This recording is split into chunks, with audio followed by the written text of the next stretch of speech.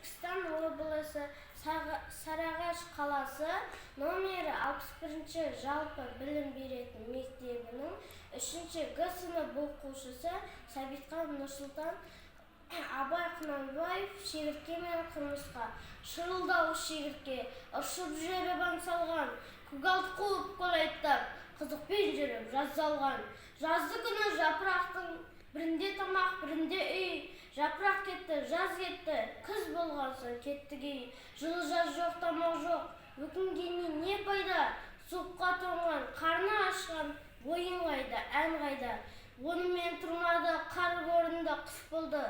Сауықшыр сорлы бүкшейді, тымақ қиын іс болды. Секіру қайда сүрініп, қабағын қайға жауады. Сабанда жатып дән жеген, қымыз қаны іздеп табады.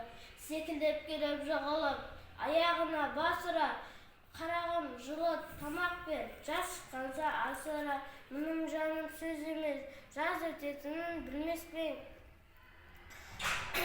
Жаным үшін еш шаруа, ала жаздай қылмап пең. Мен өзіңдей шаруашыл, жұмшақ үйлі мен көгалды қуып, ән салып,